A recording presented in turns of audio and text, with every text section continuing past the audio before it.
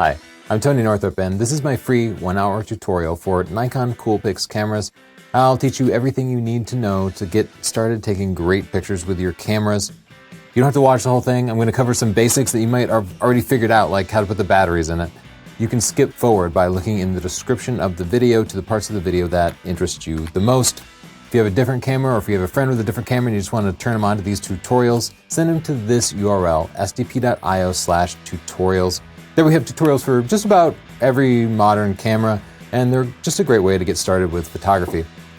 I am going to try to cover all the Coolpix lineup, and they have just dozens and dozens of different cameras. They're almost identical. All the buttons and such are usually in the right place. Some of them have an extra dial, some of them have an articulating screen, or they don't. So I'm going to try to make this general for the entire Coolpix lineup. Some of the cameras I'm going to be taking into account are the smaller, like S class Coolpix cameras. They'll just be Coolpix S. You might have different numbers here, but the buttons are all in the same places. The Coolpix L cameras, including the 340, the A40 that I have here, they're the kind of mid-range cameras. And then at the top end, you have the high-end cameras, the P-class cameras, which have an actual mode dial. I'll help you out no matter what. Most of the menus and stuff should be exactly the same. All the techniques will be the same. I'm not going to cover every single little feature in here because the camera has things like little special effects that it will do, things that I don't find to be core to learning photography.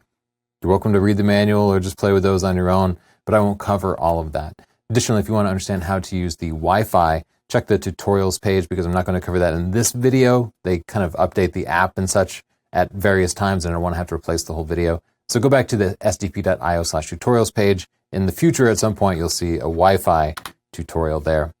For now, let's get started with the physical controls of the camera, what you need to get started actually taking pictures. All the cameras, well, some of them will have different batteries. They might have rechargeable batteries that are specific to the camera.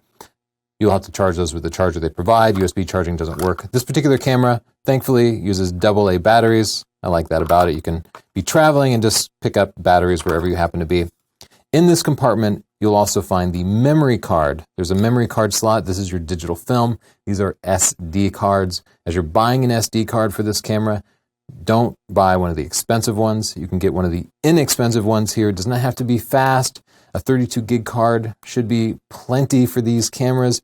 You'll probably, it will store thousands and thousands of pictures. Anyway, I wouldn't spend more than $10 on an SD card for this particular camera, and it'll do everything just fine for you. You might be tempted to spend a lot on like a case and a lens strap, and I just wouldn't worry about it that much. Well, I like the lens strap that comes with it. You can upgrade the lens strap, but it also comes with a lens cap. Feel free to use it, but I will generally just carry this around, put it on a strap, and not worry so much about protecting the front element because it's very strong. And we've done tests with other cameras where I literally try to scratch the lens, and it's very difficult to do it. And even if you do scratch it, you might never see the results from that scratch. You might not ever see your pictures degrade in quality. It's usually not even noticeable when you do scratch it. But what is noticeable is the time you spend looking around for your lens cap because you can't find it, hunting to put it back on or finding a place to put it down. And that sort of process of digging around for your gear, trying to replace it, wastes a lot of time, and that means you won't be taking as many pictures. That means you might be annoying your family when you're on vacation and you can't find your lens cap. So I just go crazy. I just go without the lens cap or a case. I just carry a camera like this on my shoulder. There are a couple of physical ports on the side of the camera that you should know about. Under this rubber panel here, you can flip it out. You might never have to use these, but there are 3 ports under here. One is labeled AV out. Your camera includes a cable for that. You can use that to connect it to your computer if you want to, because it's also a USB port.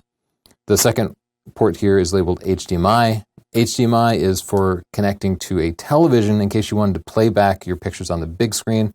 So if you brought it's a micro HDMI to full HDMI cable that you need, you could connect it to the TV at your hotel room in theory and kind of make a slideshow for the whole family. I wouldn't worry about that. Nowadays, I think people are so accustomed to smartphones that they're used to looking at pictures on the back of the screen. So they'll probably be happier just looking at that rather than going through the trouble of hooking it up for a slideshow. But that option is available to you, and that's what you need to do. There's also a DC in port where you could plug this camera into a wall outlet for power. And again, you'll probably never need to do that. Maybe if you wanted to make a long recording and you found the batteries were running out, you could buy that, but I personally wouldn't sweat it. So let's actually take a picture. All these cameras have an on-off button, and you pretty much just need to push it or perhaps hold it for a second and the camera should power up. The lens will telescope when it does come up. It collapses a little bit to help protect the lens and to make the camera smaller. To actually take a picture, you'll adjust the zoom as needed. This particular camera has 2 zoom dials, one right under the finger here, and then another one on the lens here. So you can see I can zoom in or out. W means wide angle, which is far back. T means telephoto, which is to zoom in. So you'll zoom in on whatever you want to take a picture of, then push the button down halfway. Don't just jab it all the way, but push it down halfway, and the camera will hopefully grab focus, and you'll see some green boxes like that. And when you're ready, push the button down all the way, and it takes a picture. I always recommend taking a couple of pictures just to make sure you get one that's nice and sharp. It also helps you make sure that somebody has a nice genuine smile and you don't catch them mid-blink. It never hurts just to snap a couple of pictures. Talk about reviewing a picture. After you take a picture, hit the play button on the back of your camera, and this will let you review your different pictures. You can use the directional pad here to go forward or back between different pictures. Some pictures I took of my wife earlier. Now, with a picture selected, you can zoom in if you want by using the telephoto and wide angle zoom, just like you do for your lens. And once you zoom in, you can scroll around. And that's a great way to double check to make sure that your picture is sharp. Sometimes your picture will seem sharp when you're just looking at the back of the camera, but then you load it onto your computer and you're like, oh, all these pictures are a little bit out of focus. It's always good to double check by zooming in nice and tight just to make sure that somebody's eyes are sharp or the subject of a landscape photo is nice and sharp. Sometimes these cameras will stack a bunch of photos together. So there we go. Here we see a stack of photos. If you take pictures on continuous shutter, it'll try to group them just for convenience. If you want to expand it, just click OK here. And then once you do that, you can scroll through the pictures that were taken at the same time. These are 2 different photos, but you can't even see the difference. Just so you're aware that it will try to group photos like that for you. Now let's talk about how to actually take a portrait. There are lots of complex settings that can make a portrait great. This camera happens to have scenes that can make it a little bit easier for you. So there's a scene button on the back of the camera here. On some cameras, it will be a scene marked on the mode dial. I have a Nikon DSLR, which just has the same control configuration, but you can see scene is written on the mode dial here. So I'll just switch it over to that. And that does the same thing as pushing the scene button on the back of this camera. At this point, I can scroll through and select the portrait scene, and then scroll to the right and see a bunch of different options. But with portrait selected, the camera settings will be optimized for portrait. Besides selecting that, you'll generally get a more flattering portrait if you step back and zoom in some. Maybe not all the way, but zoom in some to a more telephoto setting. Also, try finding nice flattering light, like putting your subject in the shade rather than putting them in the hard sun. You don't want the sun to be shining in their eyes or they'll squint like that. Put them in the shade and try to leave some distance between your subject and the background. The more distance, the more out of focus the background will be. Make sure that background is decluttered a little bit. And that is basically all you need to know about taking a portrait with this camera. Everything else I cover in Chapter 6 of Stunning Digital Photography. There's a lot to it. Things like posing and expression and kind of mastering the use of natural light. That all gets complex, but we cover that in my book. For landscapes, there are scenes for landscapes too, though you can just use the automatic scene for landscapes and not worry about it at all. If you do want to go back to the automatic scene, just hit the scene button here and scroll down to auto mode and then select auto mode. And this just sets your camera back into full auto mode. For landscapes, it's generally just fine. There are scenes specifically for landscapes, like the second one here. So you can select that. And that might make sure that the foreground and the background are a little bit better in focus. So feel free to select that. But at the same time, if you don't really have to worry about it too much. Your pictures in auto mode will turn out just fine. You'll also find a scene for sports here. And when you select sports, what that's going to do is make sure you have a sufficiently fast shutter speed to freeze the action. And that just makes it a little bit easier, because otherwise it might shoot at a slow shutter speed, say 1/30th of a second, and all the soccer players would have blurry legs because they're actually moving too fast. So sports will try to do that for you. It can also do things like make sure it tracks subjects a little bit better when they're moving. And it's really quiet, but I was just shooting continuously. It will make the camera take continuous shots at a pretty rapid pace. So it kind of changes a whole group of settings for you to optimize it for sports. While we're on the topic of sports, I do want to warn you, you're going to have a difficult time getting moving subjects in focus. So if you are taking a picture of baseball games and your grandson gets up on home base, while he's batting, he's standing still. That's fine. That's going to look great. But as soon as he starts to run towards first base, you're probably going to have a difficult time keeping him in focus that entire time, especially if you're zoomed in tight. So you'll have better luck if you zoom out nice and wide, or if you just wait until he gets to the base and take a picture there. It doesn't hurt to try. Outdoor sports are going to be a lot easier than indoor sports. Indoor sports are in very, very dim lighting, and if you want to do good at that kind of thing, you might be happier with a bigger camera like a DSLR like this. So outdoor sports, you can actually get pretty good shots. For wildlife, usually going to be outdoors, unless perhaps you're in a zoo, you'll have pretty good luck if you zoom in as much as possible. Just get in nice and tight. And some of these cameras have just huge, huge zoom lenses that are capable of taking very good pictures. You'll be happiest when you have lots of light. If the animal, the bird, for example, is in nice full sun and the sun is to your back, so it's illuminating the subject, you're going to get the best kinds of shots. You'll have a very difficult time taking wildlife photos in low light with this camera. For example, if there's a bird and he's in the woods, or you see a deer that's both far away and in dark woods, like underneath trees. This camera needs lots of light to get good wildlife pictures. In other words, feel free to try it. At some point, if you get really good at wildlife and you want to advance to a more powerful lens, it's the lens that makes the biggest difference here. Again, you might want to consider getting an interchangeable lens camera. But for pictures of birds at your bird feeder, pictures of deer, this camera can do a great, great job. There is a scene for night photography, and that will leave the shutter open for longer and allow it to gather lots of light, even in dim conditions. I just hit the scene button and scroll to the right, and there's a couple of different options here. There's night landscape, which is, as described, good for taking pictures of an overall scene. Even in the city, you'd want to use night landscape.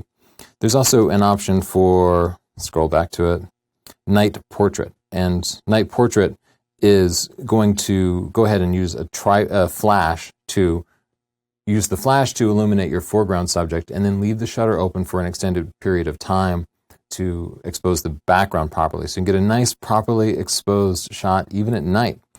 When you scroll to the right for night portrait, you'll see two different options, handheld or tripod. You'll get better results if you have a tripod with you, so do that whenever you can.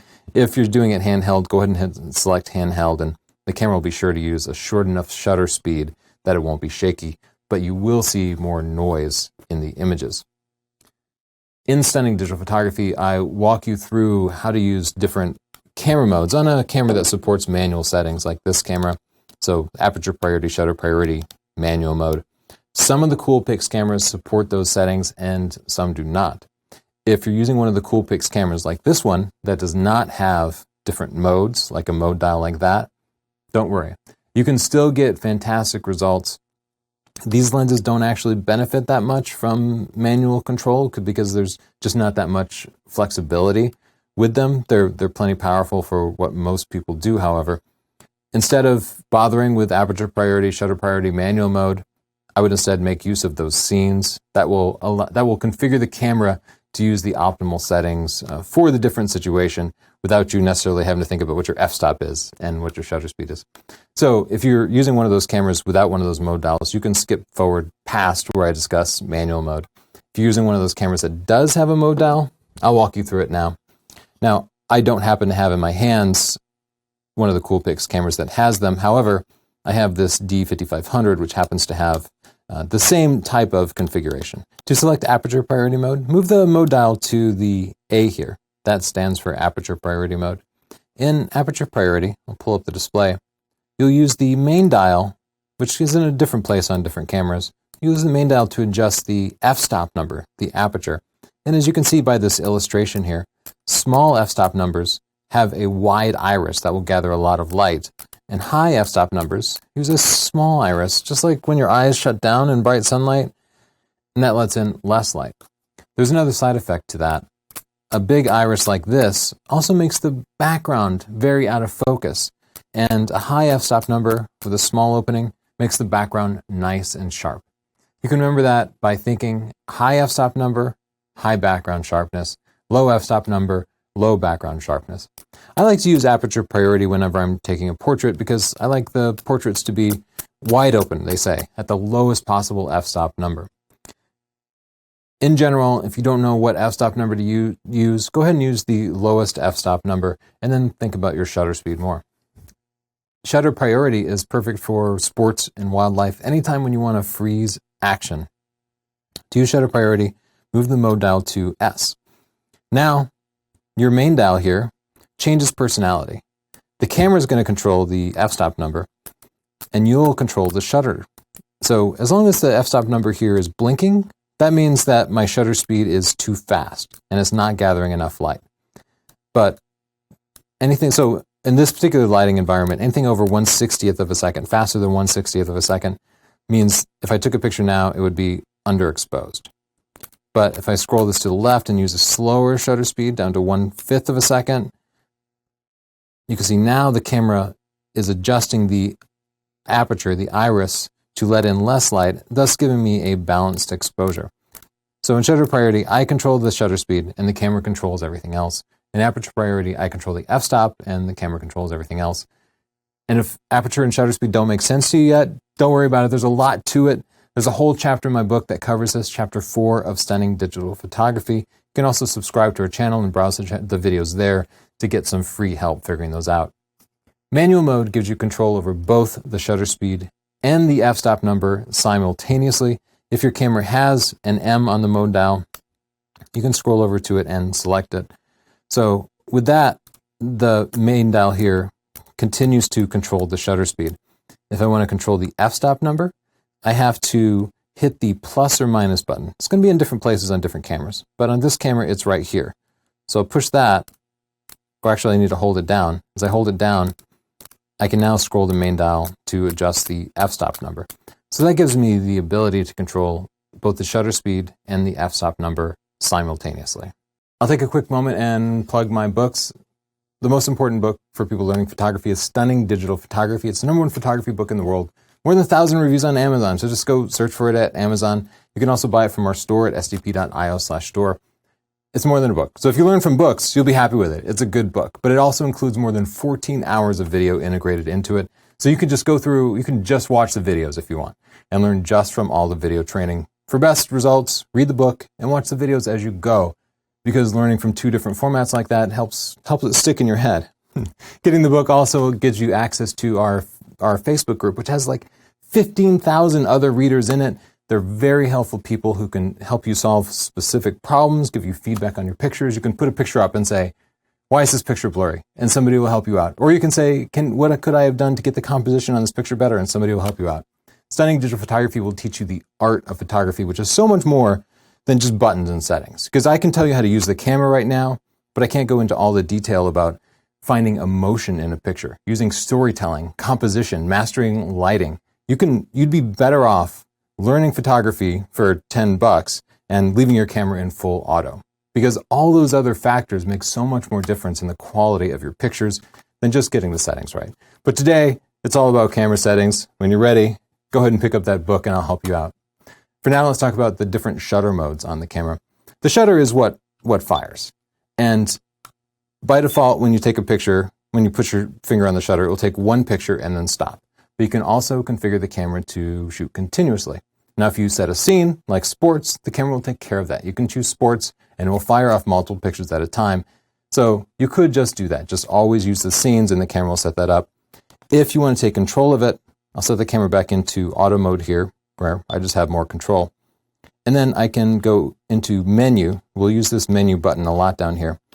And with the camera selected on the left here, I can go through lots of different settings. Continuous here it's marked continuous right now, is the actual shutter setting. So I'll select that, and you can see I can choose between single, continuous high, continuous low, and continuous high means it takes pictures rapidly. Continuous low means it takes them a little bit shorter. The pre-shooting cache will kind of take pictures in advance, and once you push the shutter, it will say, oh, I'm going to go ahead and save those pictures for the photographer. That allows you, if you're just a beat late on taking a picture, it can help you out a little bit, but I don't find it terribly useful for the way that I tend to shoot. And then there are some really fast continuous shooting settings, which use a lower resolution but can shoot literally 120 frames in a second. That's really fast. You'd have to be in a really brightly lit environment wanting to catch some really fast moving action. But that can be cool to play with if you're doing something like blowing up a balloon and you want to see, how it progresses from frame to frame. You can kind of simulate that slow motion effect by taking 120 pictures in a single second. But the setting I'm going to recommend most people use for this particular camera is continuous low or continuous high. I like continuous low. Even if I'm just shooting a still subject, like a portrait, continuous low allows me to automatically take several pictures by just holding my finger on the shutter for a little bit. So there I just took like 5 or 6 pictures. And if you're taking a family portrait, you'll find that out of 6 pictures, there's always one that's better than the others. They're not absolutely identical. In between frames, somebody's expression will go from completely natural to just a little bit uncomfortable. Somebody will blink. Maybe Bobby will put his fingers up behind little Susie. Taking 5 or 6 shots like that in continuous mode will really improve your photography because you can always go back and delete. So this just means, it does mean you have to go back and sort through your pictures a little bit, delete the ones that aren't the very best one. But keeping it on continuous and just holding that shutter down for a few seconds can make a big difference in your photography. This camera also has a self-timer, which is great for those times when you put the camera on a tripod and then you want to like run around and put your arm behind your family so you can be in the picture too. Us photographers know you get so many pictures of your family that you don't appear in. Self-timer can help to resolve that. The self-timer has this little icon here that looks like a clock. It's on the left side of the directional pad on these cameras, so I'll just push that, wake the camera back up. I'll push that and you can see it prompts me to use a 2-second timer or a 10-second timer. So the 10-second timer is for those selfies where you run around the couch to take a picture with your family. The 2-second timer is for things like night photography or close-up macro photography where you want to eliminate camera shake. Because especially when you're working with a telephoto lens on a tripod or you're working extremely close up, the camera shake, just from you pushing the shutter button, that will shake the camera enough to make your pictures blurry. So by making the camera wait 2 seconds after you push the shutter button, all that shake will disappear and the camera will be nice and steady. I promise that 2-second shutter on a tripod will give you sharper pictures. After you finish using the timer, be sure to go back in and just turn it off. Because otherwise, the next time you pick the camera up, you'll go to take a picture of some action and the camera will then be waiting 10 seconds to take a picture and you'll miss it. It's frustrating. Just remember this. If you change a setting, always set it back to auto when you're done. The camera has a few different focusing modes.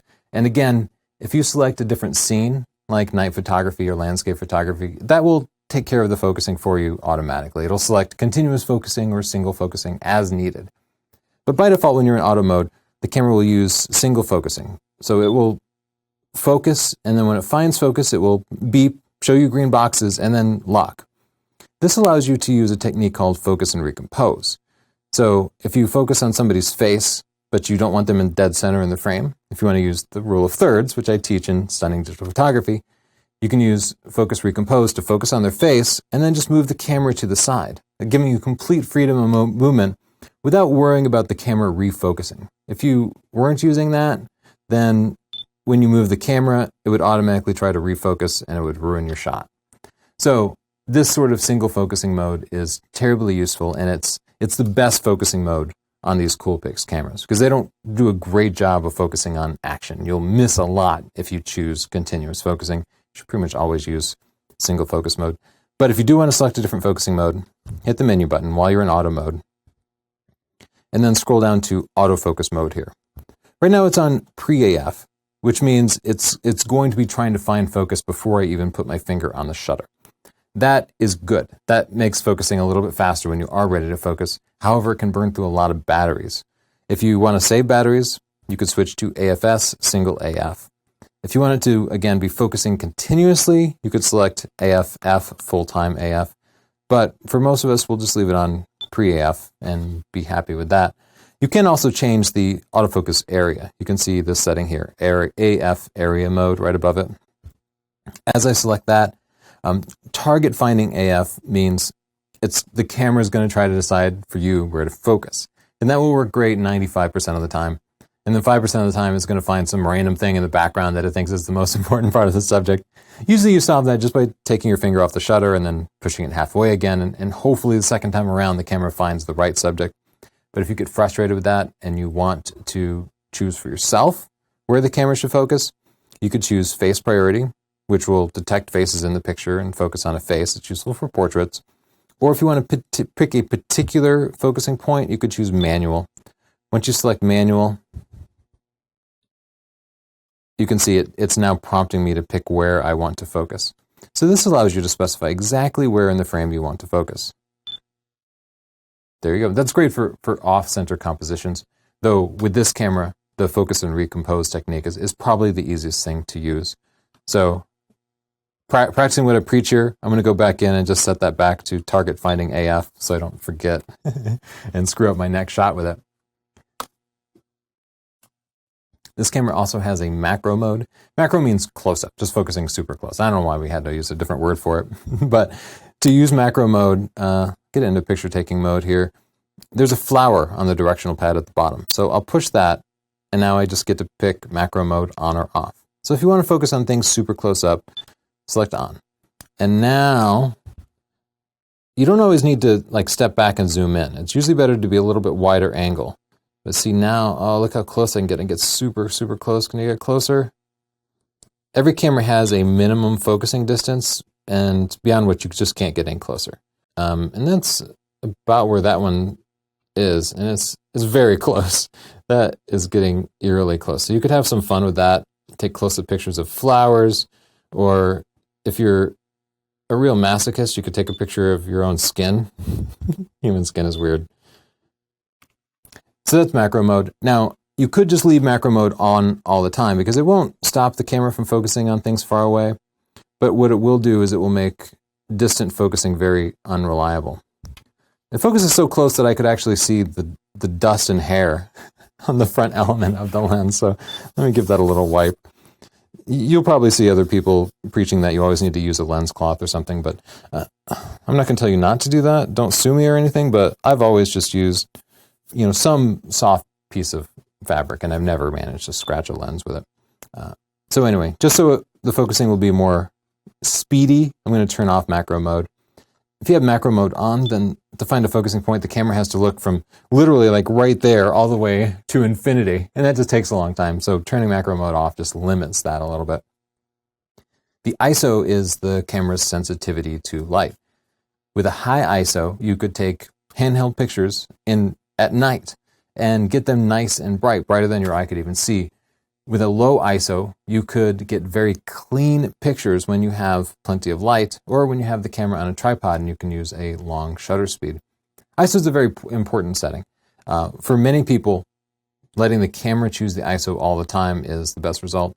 Even as a working pro, I will often let my camera select the right ISO because auto exposure systems are pretty good, and it's one less thing that I have to think about. It lets me think about the bride's pose rather than camera settings, and I'm all for anything that takes a little bit of work off of my overworked brain.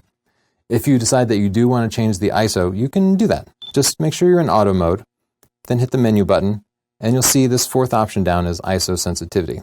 So as I select that, you can see it's on auto by default. You can also go down and select, on this particular camera, the ISO goes from ISO 125 all the way to ISO 6400. You might see different numbers on your camera, but I'll just leave it at auto. If you're curious about ISO, check Chapter 4 of Stunning Digital Photography. Now let's talk about exposure compensation. This is actually really important for everybody to understand. Exposure compensation controls how dark or bright your picture is. By default, your camera will look at a scene and try to figure out how dark or bright it could be. It should be. But sometimes it'll make the wrong decision and it will leave your subject's faces too dark or perhaps too bright. Especially if, say, you're outside in snow, it'll see all that bright white snow and think, oh, the scene is too bright, I got to make it darker. But then everybody will just be underexposed and the snow will look kind of gray. So mastering exposure compensation will solve that for you. Let's start by I'll point it at the screen here. So you can see the lettering on the screen, and you can see though the screen is white, it's actually kind of gray. I'll enable exposure compensation by hitting this plus or minus button on the right side of the directional pad there. And as I push that, now I can steer it up or down. So as I go up, you can see the screen gets much brighter. Now those whites are nice and bright, really where they should be. If I dial in negative exposure compensation, down to -2 stops, you can see the screen gets very dark. So this is something you do to taste. Do it until the picture looks good. You can also see that it's now showing a histogram there. So you'll learn about how to use histograms in Chapter 4 of Stunning Digital Photography. They basically show you how bright and dark the picture is. If there's a spike over on the left side of the picture, that means the picture has a lot of darkness in it. If there's a spike over on the right, it means the picture has a lot of brightness in it. And when you are using exposure compensation, you want to look at that and make sure that a picture doesn't look like this. You can see, even if you didn't look at the screen itself, just look at the histogram, you can see it's overexposed because it's all crammed up against the right side. A healthy histogram is kind of in the middle there with just a little bit touching both the left and the right. So that's a nice, healthy histogram. The exposure looks really good. When you're ready, you can just lock it in by clicking OK, and then take your picture. Once you've adjusted exposure compensation and taking your picture, again, you want to go back and set it back to 0. Otherwise, the next time you pick up your camera, you'll forget you have enabled exposure compensation and you'll be under or overexposing your pictures. So I'll set that back to 0. For more information about exposure compensation, check Chapter 4 of Stunning Digital Photography. Some of the Coolpix cameras will have a dial just for exposure compensation, so you might be able to just adjust that dial and change the settings.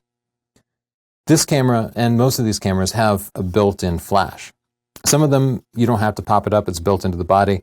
This particular model, there's a flash button here that I have to push. So as I push that, the flash pops up. To make the flash fire, you'll have to choose one of the scenes. Well, basically it'll always be in auto mode. You might not have enough light to make the camera think it needs flash, but if you want to turn it on, what you can do is hit the scene button here and go into the scenes and select one of the scenes that might use a flash, like party/indoor, because usually when you need a flash, it will be someplace indoors. So I'll select that now. And with that selected, you can see by default, it's showing me that the flash is now turned on here. You can turn it off by just closing it, but I'll pop it back up, and it's showing a lightning bolt and an eye. And that means it's going to take a flash with red eye reduction, which will help stop that ugly reflective red disc that appears in people's eyes by pre-flashing it to make people's eyes constrict a little bit, the irises shut down a little bit. So if I push that lightning bolt icon up on the directional pad, now I can choose between auto flash without the red eye reduction or fill flash, which will mean the flash will always fire. So if you want to turn on the flash, you would pick that fill flash right here. So I'll select that now. And now when I take a picture, the flash will actually fire no matter what. Even if I was in bright light outside, it would still fire. And fill flash is actually really useful, especially for portraiture, even in bright light, because it can fill in some shadows on the face. I covered that in Chapter 3 of Stunning Digital Photography. Again, when you're done, you probably want to go back and set it back to the default, or just change out of your scene back to full auto. If you've ever taken a picture and it had like an orange or green tint to it, that was a white balance problem. It's really common indoors under incandescent lights, because cameras might not know that incandescent lights are actually a little bit yellow. It's tricky because our eye has basically a white balance, an auto white balance system. So a piece of paper that we look at in the sun that looks white, we can bring it inside under incandescent lights, which are actually yellow, and it will still look white because our brain is tricking us. It's fixing us for this automatically. This camera and all the Coolpix cameras have an auto white balance system. So they'll try to do that same trickery that your mind does, but they might not always be right. You can just leave the white balance setting in auto and never worry about it. One less thing to think about, but if you are working through Chapter 3 in Stunning Digital Photography and you want to change the white balance manually, you can do it on this camera. Make sure your camera's set to auto mode and then scroll up to the white balance setting here. Select that. And now it's pretty self-explanatory. Daylight, incandescent, fluorescent, or cloudy, or using a flash. Just pick the one that matches your current scene. And when you're done, you probably want to go back and set it back to auto. You can also choose a manual white balance that will allow you to select the white balance from a white card or a white anything, or even something that's gray, like a gray card, just so you know where that is. But again, I feel like in these Coolpix cameras, auto white balance is going to be the right choice for most users. Now let's talk about recording video. Video is really pretty self-explanatory, and the default settings should be right for you. By default, it's using the best quality settings, so you should never have to fool with them. There's a big record button on all these cameras, so you can just zoom in and start recording. These cameras have an internal microphone, so it's picking up my voice right now. But that internal microphone is never going to sound great. So if you're recording a concert or something, you probably won't be that happy with it. Unfortunately, the Coolpix cameras don't allow an external microphone to be fed in, but what you can do is you could record the audio with a separate device, and then later in editing software, match up the audio from this camera to that separate device. That's a little bit out of scope. I will say, check out the Zoom H1, which is a great, inexpensive little device that makes a great mic that you can position real close to the subject to gather better audio. When you're done recording, just hit the record button again, and it will stop. I also suggest, whenever possible, use a tripod or a monopod to steady your camera. So these cameras have image stabilization built in, and they'll steady some of the vibrations from your hand, but I've seen so many home videos taken with cameras like these where the shakiness can be a little nauseating. So any kind of camera support, your family will definitely thank you for. The digital film on the SD card can store thousands of pictures. But at some point, you might completely fill it up. And in that case, you'll want to copy all the pictures over to your computer or some safe place. And then make a second copy to, for example, the cloud on the internet. In case there's a fire or your computer gets stolen, you won't lose all of your pictures. Search for cloud backup software if you're unsure of what I mean. Well, if you do, after you back up your pictures and you want to wipe your memory card clean, you can do that, so you have plenty of space and you don't have to buy a bigger memory card or a second memory card. Hit the menu button here. I'm going to go left and go down to the wrench icon on the right. Now scroll to the right and scroll down a little bit until I see Format Card. I'll click OK here, and it will just tell me, I'm going to delete all your images. Are you okay with that? And then you'll select Format and click OK. I don't actually want to format that, so I'll click No. Now, throughout this, you've heard the camera kind of chirping, and you might like that. I find it terribly, terribly annoying. Any time you're in a tourist area, you hear lots of these like little beeps of cameras focusing, and as a wedding photographer, there's always people in the audience who make their cameras beep like that. And it's very distracting. The camera gives you visual cues. It lights up green when things are in focus, so you don't have to wait for the beep, and I would love it if everybody would turn off the beep. This is my personal mission, to get everybody to turn off that beep. I'm going to go back down to the wrench icon here after hitting menu and go up to sound settings. So I'll select that, and then you can see there's button sound and shutter sound. I'm just going to turn both these off. Now the camera will be operating just silently. It's also a very discreet camera in this way, and without a shutter sound like that, it means you can operate a little more silently at a party. You can get pictures that are a little more candid. Maybe people won't notice when you're taking pictures, therefore they won't feel uncomfortable. They won't try to give you that awkward smile. It's also great for street photography or, of course, taking pictures at a church or something where you want to be quiet. One of the biggest challenges once you get into digital photography is organizing all your pictures, because you'll end up with thousands of pictures, and it can be really hard to find your pictures. It can also, this software will also allow you to edit your pictures so that you can crop it down a little tighter, fix color problems after the fact. It doesn't have to be complex. It's not like you have to be a Photoshop master. It's very, very easy to use. And the app I'm going to suggest is completely free. It's Google Picasa. I don't get anything from it. I don't have a relationship with them. I just think the software is great for beginning photographers. To check it out, visit that URL, sdp.io/Picasa. I find the fastest way to copy my pictures from my camera to the computer is to take the SD card out and then put it into a memory card reader. Some computers will have a memory card reader built into them. So check your computer. It might have a little slot for an SD card like that. If it doesn't, you can get a USB 3 memory card reader for $12. And you know what? It's probably faster than one that's built into your computer. This is the model that I like. It's small. It's easy to travel with. Go to sdp.io/reader and check it out there. If you're a person who prefers tablets and phones over computers, you can load your pictures from the camera onto your tablet or phone, whether it's Android or from Apple like an iPhone or an iPad. If you're using an Android device like I do, I love my Samsung phone, go to sdp.io/AndroidSD and you can get a memory card reader that will copy pictures from your memory card to your camera. There are lots of great apps that allow you to edit the photos on an Android app, whether it's a phone or a tablet. If you're an iPhone person, there are two different iPhone connectors you need to worry about. The newer iPhones have these smaller connectors that look like that. Go to sdp.io/AppleSD. These are a little more expensive at about $35, but you can load them in and edit them with like beautiful Apple pictures, whether it's an iPhone or an iPad. For the older iPhones and iPads that have these wider connectors that you have to be sure to turn in correctly, rather like you can't turn in upside down, push it in upside down.